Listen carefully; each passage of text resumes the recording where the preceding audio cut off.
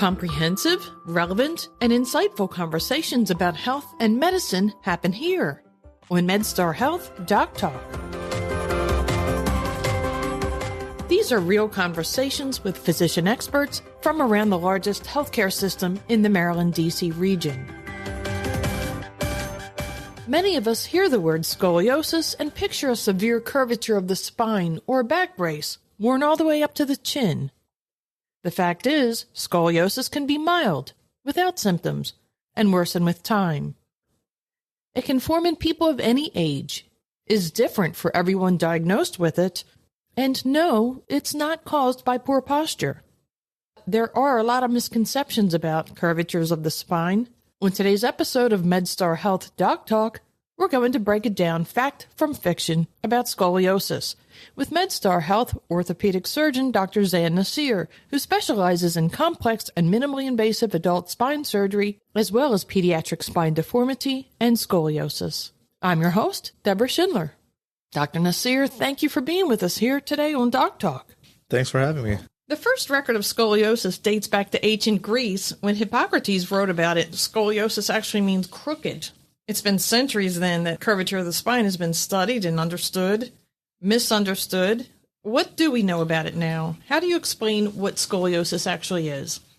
Yeah, it's actually interesting that you bring that up because the field of orthopedics actually started with fixing children with deformities. The word orthopedic actually means straight child, so children with leg length deformities or, scoliosis or curvatures of their spine.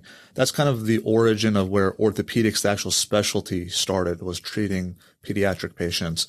And there are multiple different types of scoliosis, and we'll talk about those during this podcast. But the ones that we commonly think about, the scoliosis that we commonly think about is the scoliosis in the teenager with a big S-shaped curve, and they have to wear a brace for several hours a day. And we can see this child with uneven shoulders. And, classically, back in the day when we went to school, they would have us bend forward and they would evaluate our spine. And, everyone would be sent to the nurse's office to get checked. And, so that's the adolescent idiopathic scoliosis that we traditionally know of. There are many different types of scoliosis. But today we'll talk about adolescent idiopathic scoliosis, how to diagnose it, and, what patients and families can expect. When you say idiopathic, that means not having a cause. Exactly. Yeah. The term idiopathic generally means that there isn't a confirmed reason why it happens. There isn't any data out there in the literature that explains why the condition happens. So for adolescent idiopathic scoliosis, we know that it happens. We know that there are correlations to certain things like genetics, family history. There are some theories that it may be developmental as a child is getting older, that there's a propensity to have a curve or develop a curve, but we don't really know what the definitive source is. And in reality, there might be, 3 or 4 different reasons why this type of curvature develops. But sometimes there is a reason. You do know why it develops. What would those causes be? Yeah, so it's a good question. So there have been some studies on identical twins, and there is definitely a genetic component to this. So, patients that come to the office, I ask every single one of them, is there a family history? And most of the time, children have a family history. Either their mother had it, their grandmother had it, their father had it, someone in their family had scoliosis. So there definitely is a genetic component to it. So if it happens in one twin, does it always happen in the other? That was interesting that you raised that. Yeah, most of the time it does. And most of the time, if a child has scoliosis, the mother or the grandmother usually had it. Whether it was treated surgically or not, that's a different story, but there definitely is a genetic component to it. Well, I know I'm going back a lot of years, but when I was in school, I remember students having the brace on that held their head way up and their neck was very straight, and then it seemed like they had that on for years, and then they would get that off, and they still sat with the same posture and their head up like a meerkat, poked up. Is that still a course of treatment for scoliosis in pediatric patients? It is, and it's actually one of the kind of the first line, most conservative things that we try. The braces have changed a lot. Back in the day, there used to be very bulky braces that, exactly like you described, would go all the way up to the neck. We still use braces. A lot of the braces that we use are custom fitted. Patients are measured, and then the braces are molded and custom fitted to the patient, individualized. But yes, braces are still a kind of a gold standard of treatment. typically in curves that haven't progressed to the level where they need surgical intervention. And we periodically, prescribe these braces to patients. And do they wear them 24/7? Not 24/7. Not to bed, not to sleep in. Well, it depends. Yeah, it depends. So, let's say hypothetically there is a child with a 30-degree curve and we want to treat them conservatively with the brace. So they're still growing. There's still a propensity for the curve to progress. I'll initially try a brace. There are different types of braces. Depending on how big the brace is and how restricted the child is, determines how many hours the brace should be worn. The most common type of brace is called the Boston brace. It's a brace that goes up to kind of the mid-chest all the way down to the hips. That's a brace that in the literature has shown to be effective if worn for 13 hours at a minimum.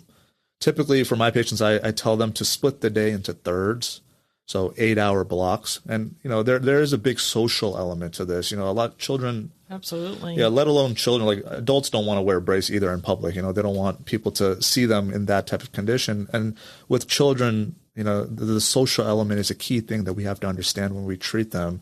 So I tell families, patients, parents that just split the day up into thirds, make it 8-hour periods. Out of those 3 periods of the day, you should try to wear it for 2 of those 3 periods. So 16 hours out of the day. So whether it's 8 hours while you're at school, put a hoodie over the brace so that no one can see it. Or if you don't want to wear it at school, then you wear it right after you as soon as you come home, and then you wear it throughout the night. And it really depends on the child's, activity level. If they play sports, if they can't wear the brace while they're playing sports, or if they just want to sleep comfortably without the brace on. But at a minimum, it typically needs to be worn for 13 hours to actually be effective.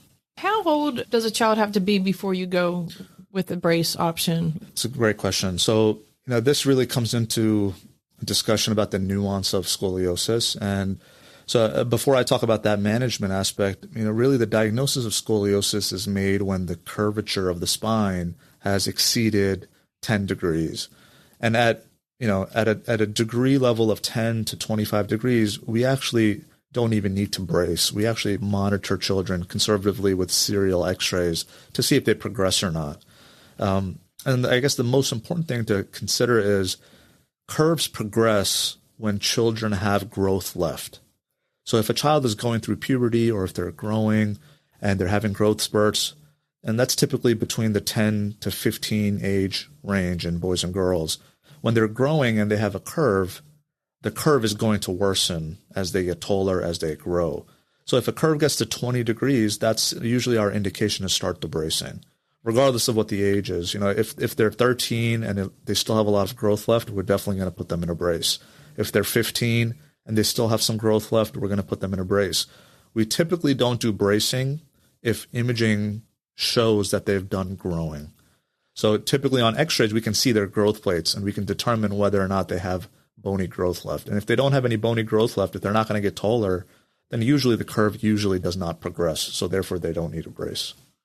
So if parents hear that bracing is an option for that child, do you think that that's probably good news? Because the next step would be probably surgical, and that's not something people really want to. That's very daunting. Yeah, no, definitely. It's it's a daunting diagnosis to have to hear from a doctor, but there are great management strategies. And yes, if a surgeon or physician says, bracing is an option, that's actually great news. The goal of bracing is not to reverse the curve. That's a common question I get is, will the brace straighten out my spine?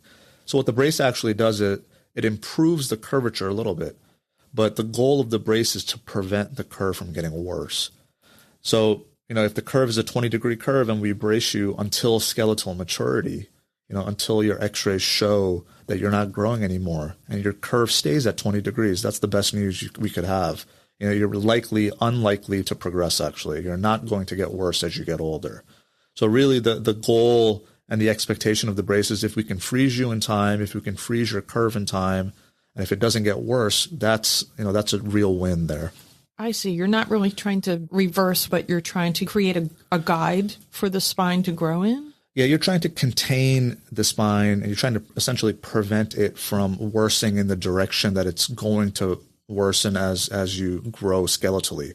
So, for example, the treatment after a brace is typically surgery if the curve is getting worse. The guidelines for surgical intervention are usually implemented when the curve reaches a degree of curvature of 50 degrees or more. Because the research suggests that once a curve has gotten to 50 degrees, then it's likely going to progress, up to 1 degree per year as the child gets older. So, in that case, surgery is recommended. So if we can start a child with bracing at a curvature of 25 degrees and prevent it from getting to that 50-degree curvature range, then that's actually ideal, and that's a success with bracing. Beginning, I mentioned that every case is different, and maybe this is not a fair question to ask, but how long does a child normally have to wear a brace?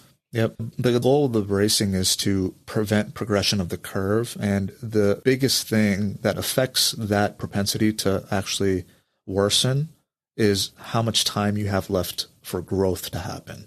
So if a child is prepubescent, hasn't really had their growth spurt, then there's a high likelihood that that curve is going to get worse as they have their growth spurts, because as they get taller, as they get bigger, the curve actually gets worse. So typically we treat patients in a brace, and we periodically or serially get x-rays every 6 months or every year, and we evaluate certain aspects of their skeletal system to see how much growth they have left. And when those growth plates seem to be fused and are connected and are no longer growing, that's when we usually stop the brace. So it's years, but we're talking about years. Yeah, sometimes it's years, yeah. So do you ever get parents or a child who says, I don't want to do this for years, and I don't want to get serial x-rays for years and wear this for years, and let's just do the surgery? They don't go to the surgery right away, but they will say that they don't want to wear the brace. And, I tell them, this is a medical condition that we are dealing with now.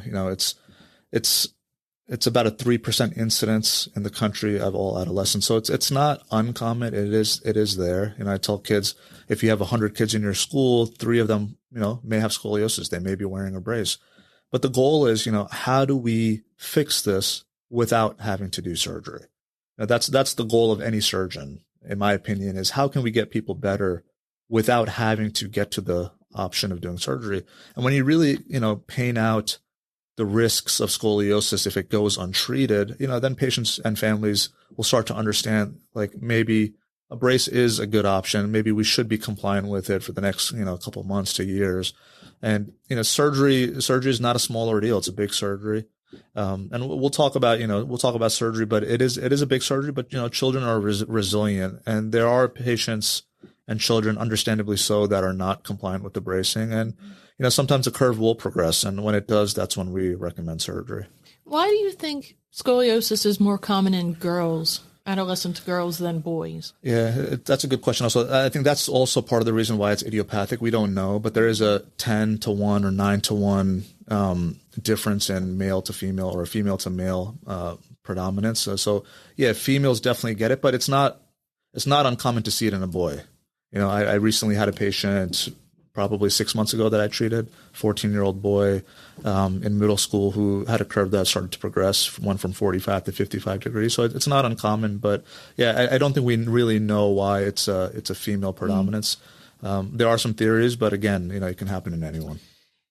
In the beginning of the intro, I had mentioned that scoliosis can develop in people of any age, which was part of the research that I found. Has that been your experience as a spine surgeon? Definitely. You can have scoliosis in any range, starting from being an infant. You can have infantile scoliosis.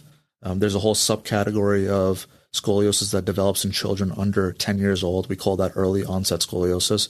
So it can be infantile, it can be juvenile. Oh my goodness. And then it can be adolescent. Is that treated when they're infants? Yeah, it's a lot more complex. It is treated.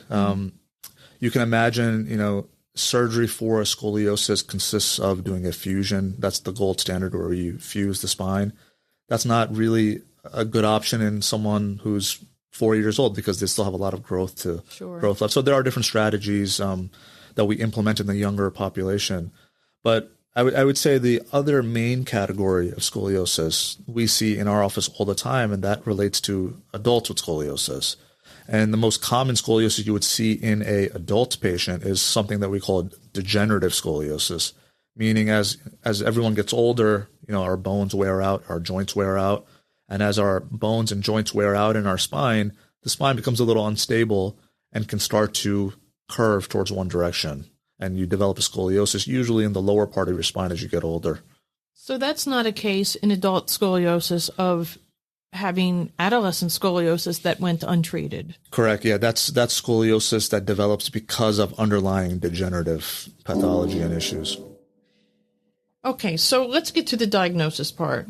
You mentioned checking, I remember the physicals, bend over, see if your hips are level. How might parents know I should take my child and have them checked out? Or how might an adult know I'm feeling some changes there in the spine? What might be a symptom or an indication that they should get seen?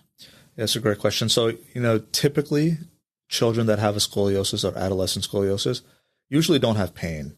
This is usually a pain-free type of condition. Really, the changes that happen have to do with posture, have to do with the shoulders, just like you mentioned, have to do with the hips being uneven. And most of the time, parents don't even notice. These are things that the pediatrician will pick up during the normal pediatric physicals that the children have. Nowadays, there's some controversy whether or not there should be screening for all children. Like we talked about back in the day when we were in elementary school, everyone would have this examination in the nurse's office. But now there's a difference of opinion. But typically in my office, I have patients that are referred to me by their pediatricians just because the pediatrician noticed an uneven shoulder or noticed on exam that the scapula or the shoulder blade is a little protruded more than the other. But I would say the most important way to diagnose someone is with x-rays, plain x-rays, front and a side view of the entire spine. And that's typically the initial way we diagnose patients. Okay, so the laundry list is, just for simplification, uneven shoulders. One shoulder may be higher than the other.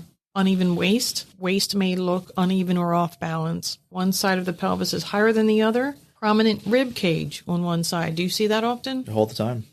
When bending forward, one side of the rib cage may stick out more.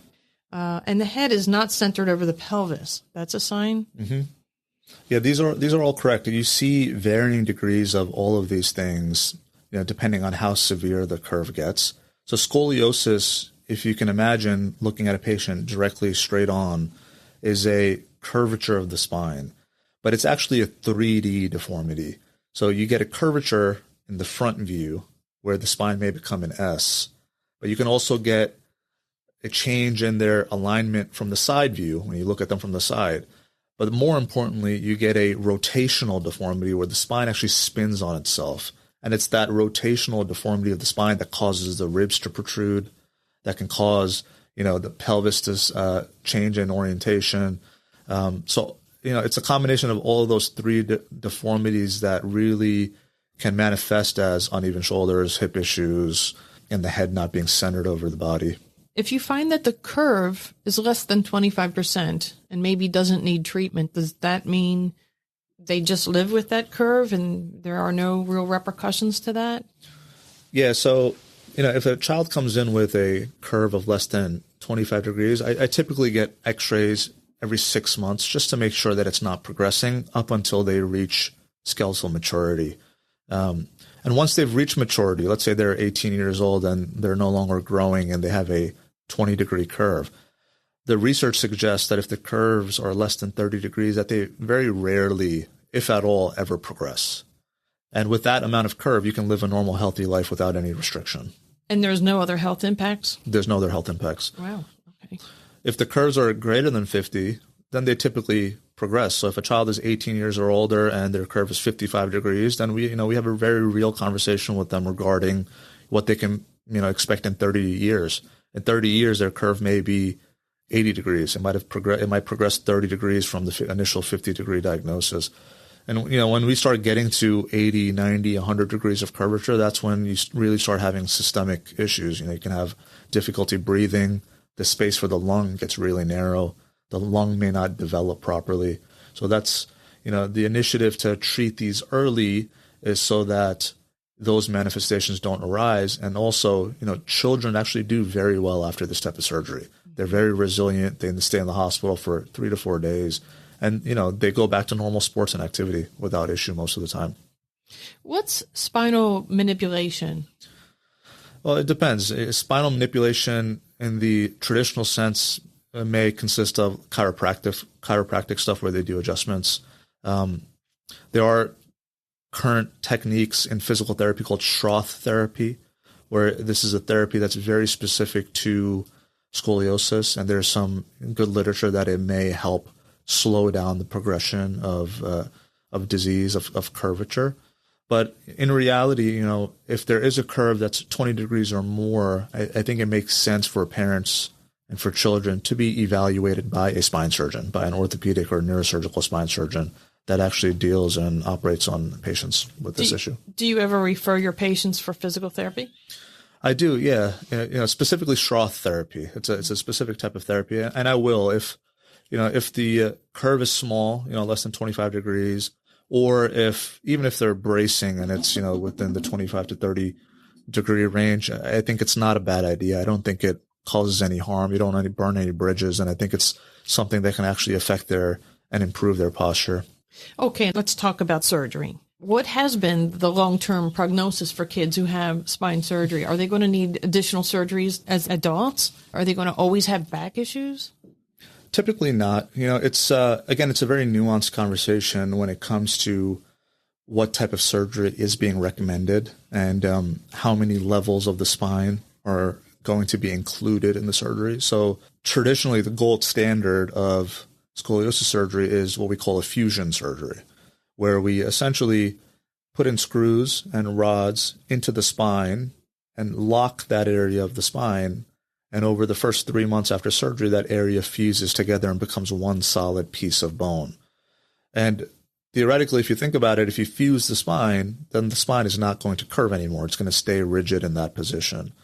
Now, it really depends on what area of the spine is curved. If the thoracic spine, which is the spine in the upper part, in the chest area, if that area of the spine is the area that's curved, typically you can do what we call a selective thoracic fusion, where you're not doing anything to the neck or the low back. And in those cases, the patients do extremely well because you only fuse a portion of their spine and they still have all their range of motion and function and flexibility in their lumbar spine, and they go back to doing everything that they loved and did before. So the prognosis is really good. In certain situations, sometimes we have to extend the fusion all the way down to the pelvis, and in those cases, you lose some flexibility and range of motion. But again, children that get surgery for scoliosis, they do extremely well. They're very resilient. Their pain is definitely a lot more tolerable than, let's say, an adult patient who needed the same type of surgery. So young patients generally do extremely well after this type of surgery. They don't really lose any component of their life. They go back to sports. They keep doing the same things that they were doing before. They may experience a little bit of soreness or stiffness after surgery, but it really does not limit their function overall. How long does the surgeries usually take, and how long are they in hospital after that? The surgeries take a few hours. Again, if you're only doing the thoracic spine, it can range anywhere from 3 hours to 6 hours. It really depends on how many levels we're fusing. So it is a big surgery. It's typically only one surgery that we do. If we're doing a scoliosis surgery, typically we just do one surgery in that day, and we focus all our energy on that one case. But again, children do well. They typically stay in the hospital for usually about 3 to 4 days, and then they go home. They don't need rehab. Most of the time, they just go home. They're walking the same day after surgery. Wow. No crutches? No crutches. Or brace? No more, and no brace? That's a good question. Some surgeons won't use a brace and some do. I typically don't. The hardware that we put in, it's a very sturdy and rigid hardware. Typically, you don't need a brace. What kind of pain meds? Initially, they'll get narcotics. Initially, we try to minimize the pain as best as we can because you're going to have some pain. It's a big surgery. It's a big incision. But at MedStar here, we have a pain management department, or it's a department made up of anesthesiologists who really focus on providing a multimodal regimen. So we try to limit the narcotic use as much as possible because the narcotics can have some complications or side effects. Sure. But they really try to use 3 or 4 different types of medications together in a multimodal approach to try to limit the pain as much as possible. What about for adults? Is the surgical approach different? Is their recovery different? Both. Yeah, the approaches are different. The techniques and the concepts of why you're fusing and what you're doing is different, and the recovery sometimes can be different. In adults with the degenerative scoliosis, sometimes they also have elements of what we call radiculopathy, or pain down their leg. We commonly know it as sciatica, where you get pain that goes down the buttock or the thigh. And in those situations, we have to do much more than just a fusion. We also have to do something called a decompression, where we get rid of pressure on the nerves. We get rid of the arthritis that's kind of built up. So the concepts are similar, but the theory behind what we're doing is different. And often the recovery is a little bit different also. Does it make sense to start adults with a brace or no? No. No brace for them. No, because the concept with the brace in adolescent idiopathic scoliosis is you're still growing. You're still growing, so therefore you're bracing the child up until they stop growing. And in adults, you've already stopped growing, and really the driver of the scoliosis is the kind of wear and tear and chronic degeneration that's occurring. What do people ask you when they come in and they learn they have scoliosis? What's the most common question that they have, or misconception that they might have that you're eager to clarify? Yeah, there's so many. I would say the first few questions that the parents and the patients have is it something that I did, that causes this? Is it my backpack? Is it too heavy? Is it my posture? Is it the way I sit in my chair? And these are all valid questions because, anytime we're dealing with a medical problem or, something comes up with our health, we try to, I think, subconsciously try to figure out, what is there that I can do myself as the patient that can potentially help me? And what's your answer to those questions with the backpack and posture and the chair? It's, I tell patients, this is not your fault. Specifically with scoliosis, this was likely going to happen, no matter what sports you played or no matter how you held your backpack. Again, it's an idiopathic condition, but we know that most of the time it's not due to posture or the backpack or the sports you played, and that there was a propensity for this to develop regardless of, how you lived your life. And they can have a normal life moving forward with treatment. Yeah, that's the main point that I try to hit home because, especially I have 3 kids, especially when you have kids, you can get nervous, you can get scared about multiple different things. And as a parent, you start thinking, how's their life going to be 30 years down the line? And I think that's the point that I try to hammer home is even with the scoliosis, if it's treated adequately, you can live a normal, healthy life without issue. What advice would you have for parents in terms of managing the condition long term? How can someone with scoliosis live an active life? I think initially, when you're diagnosed with the condition, definitely see someone. Get the diagnosis, get an opinion, get all the facts, get all the imaging, and have a plan. This is not something that should be avoided. When I was in my training, I worked at this great hospital where we would treat patients from all over the world that didn't have access to care. And for example, people from Indonesia and the Philippines that didn't have scoliosis surgeons, and those conditions went untreated for years. And these kids would fly over to the States and they had 120-degree curves that could have been prevented. Wow. If they had a plan. So I think with parents with kids with small curves, any degree of curvature, see a physician that deals with these conditions so that you can have a plan moving forward. And just know that even if it goes to the surgical route, after surgery, children usually have a fulfilled, healthy life where they can participate in all types of activities. Were you able to help those children? Yeah, we were, definitely. That was part of our goal at that hospital, is to provide care regardless of whether or not they had insurance or, how severe their curvature was, and we definitely helped them. Can scoliosis be prevented? If it's not about backpacks and chairs and posture, how could we prevent it? I think that's the billion-dollar question. Right. If we can prevent it, that would be the best scenario. But at this time, there's barely know why it happens. I think if we continue to research and figure out the leading causes of why it develops, and it goes from not just being idiopathic, but to being a disease entity that we have a cause for, then yes, I think there might be therapies in the future that can help. But as of now, it's not something that we really can prevent. There are surgical strategies which we can talk about that are new and modern that actually can prevent a fusion. We call those motion preserving procedures, and it's a hot new topic in the world of scoliosis. Should parents ask for that?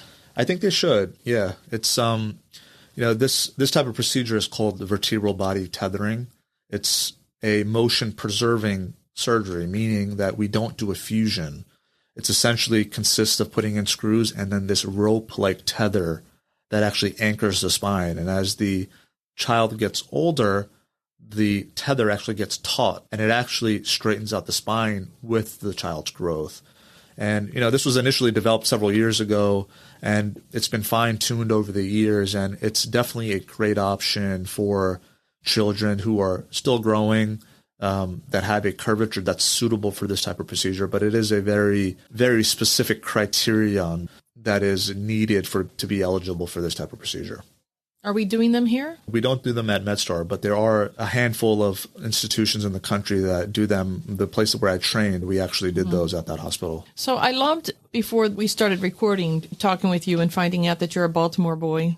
You're a local guy from not far from where I grew up. What caused you to veer towards spine surgery and orthopedics? Yeah. Did something happen? No, I grew up in Maryland, went to high school and college here. And, I always knew I wanted to be a doctor. And, I guess when you're in medical school, the biggest decision is, what type of specialty do you want to go into? And for me, it was throughout my rotations and working with patients, I felt like I wanted to provide something that gave a immediate impact to someone's life. And surgery itself, just the broad category of surgery, was the specialty where I felt like I could provide a service through technical expertise that could help a patient right there and then. It wasn't until I rotated with the orthopedic department where I did my medical school that I really was fascinated by the technology in orthopedics and really fascinated by the types of procedures and the variety of cases. And spine surgeons specifically, it seems like this very complex area of the body, which it is, but when it comes to the new technology and the innovation in the field, it's really an up-and-coming field where there's so much room for advancement and improvement. And, I wanted to get into a field that still had room to improve and, change the lives of others. And I think spine surgery was the perfect mix of technological advancement and room and also being able to provide surgeries that could help people get back to a normal living. Is there anything on the horizon now that we might look forward to in terms of spine surgery and scoliosis treatment? Yeah, so at MedStar specifically, we're one of the few institutions in the country that have a spine robot. And this is a robot that allows us to precisely and accurately place screws into the spine and allows us to do surgery more efficiently with less blood loss. And one of my interests is being able to provide scoliosis surgery using the spine robot. It's a new and up-and-coming field, but I think it really gives the surgeon the advantage of having peace of mind and knowing that every screw is optimized and individualized for the patient, and using technology and artificial intelligence to provide a more safer and adequate experience for the patient. Is that the Excelsius? That is the Excelsius, yeah. Should people ask for that if they're looking for scoliosis surgery? Definitely. I think, I'm an advocate for technology. I think technology has made our lives a lot simpler and has really given us options that have proven to be complex in the past. And technology is not something that we should be scared of. We should embrace it. We should optimize it for different procedures. We currently use the spine robot for many of our adult spine cases for different pathologies. And I think it's being able to use it for scoliosis is something that's on the frontier. A lot of people, they go to a surgeon and they think the surgeon is going to push them into operations or surgery that maybe they don't need. And I liked hearing you say that you'll start out with a brace, which might take years. And I asked, why wouldn't someone just want to get the quick fix and get the surgery? And it sounded to me like you wouldn't recommend that. That is not your recommendation right off the bat. Who shouldn't get surgery? Who should not get surgery right away? Who would not be a candidate for scoliosis surgery? A very nuanced conversation, but if we're specifically talking about adolescent scoliosis, if your curve is less than 50 degrees, I would say even less than 45, 40 degrees, you should definitely not consider surgery right out the bat. Bracing definitely can prevent progression of the curve. Schroth therapy has great literature and research behind it. I tell all my patients, and these are conversations I have in the room with all of my patients, is, I went into surgery to be able to offer surgeries to patients to make them feel better and get them back to normal life. But 90% of my day when I'm seeing patients in the office is trying to figure out how I can get patients better without surgery. Surgery is something that can't be undone. Once it's done, it's there. But if there are conservative avenues that we can try And I think all patients should try them. And if they can get you better or at least stop the progression of disease and you're not burning any bridges, I think that's always a reasonable option.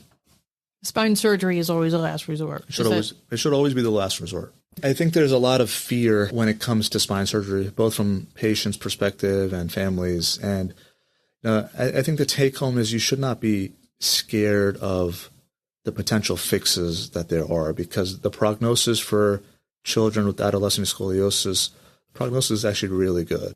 This is a condition that should not be ignored.